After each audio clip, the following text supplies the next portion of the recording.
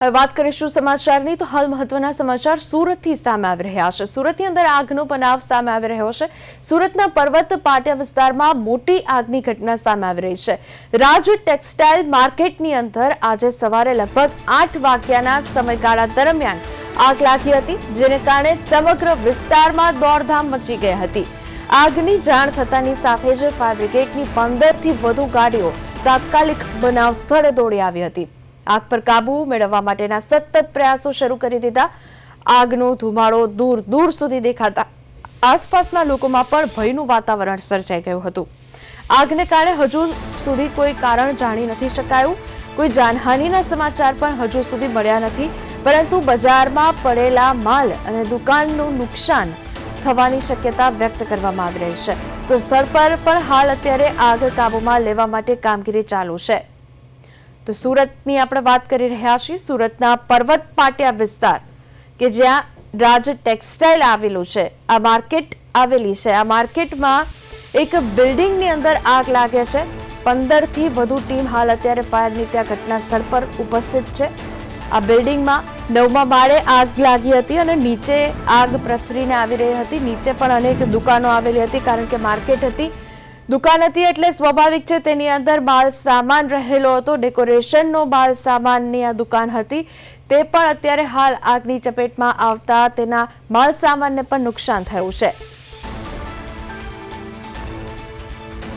તો પર્વત પાટિયા વિસ્તારમાં આગ લાગવાની ઘટના સામે આવી રહી છે। આજે સવારે લગભગ 8 વાગ્યે આ આગનો બનાવ સામે આવ્યો છે। તમે દ્રશ્યમાં જોઈ શકો છો કયા પ્રકારે આગ લાગી હશે। હાલ એવું પણ અનુમાન કરવામાં આવી રહ્યું હતું કે લિફ્ટમાં કોઈ ખામીને કારણે લિફ્ટમાં આગ લાગી હતી અને ત્યારબાદ હજુ સુધી કોઈ ચોક્કસ અને સ્પષ્ટ કારણ હજુ સામે નથી આવ્યું। તો આગ લાગતાની સાથે આસપાસના વિસ્તારમાં અને જે પણ લોકોએ આ આગના દ્રશ્યો જોયા છે તે પણ ડરી ગયા છે। 9મા માળે અચાનક આગ લાગી ગઈ હતી। આગ લાગતાની સાથે જ ધુમાડાના ગોટે ગોટા દૂર દૂર સુધી દેખાઈ રહ્યા હતા। નીચેથી જોઈ રહેલા લોકો ખૂબ જ ડરી ગયેલી હાલતમાં જોવા મળ્યા હતા, કારણ કે આગનો બનાવ જ એવો છે। પર્વત પાટિયા વિસ્તારની આ ઘટના છે। રાજ ટેક્સટાઇલ માર્કેટમાં આગ લાગી છે। આગ પર કાબુ મેળવવાના પ્રયાસો હજુ સુધી ચાલી રહ્યા છે। તો ફાયરની ઘણી બધી ગાડીઓ પણ આ ઘટના સ્થળ પર ઉપસ્થિત છે। હાલ અત્યારે આગ પર કાબુ મેળવવાનો પ્રયાસ ચાલી રહ્યો છે।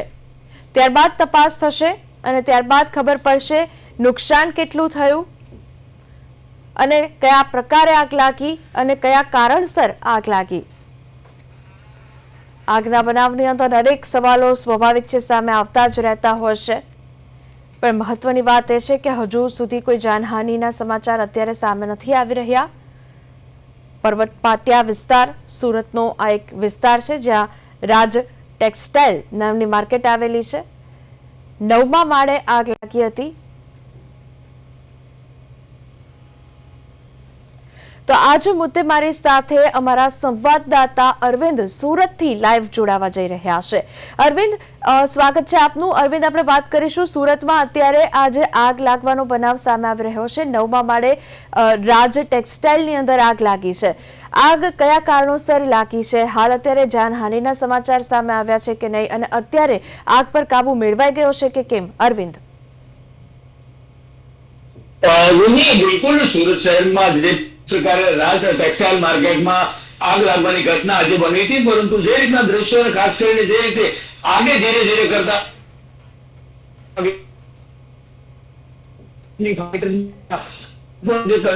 મેળવવાના જે પ્રયાસો છે તે હાથ ધરી દીધા છે, પરંતુ હજુ સુધી આગ સત્તાવાર રીતે જોઈ છે ઉપરના માળે દૂર સુધી જે ધુમાડા દેખાઈ રહી છે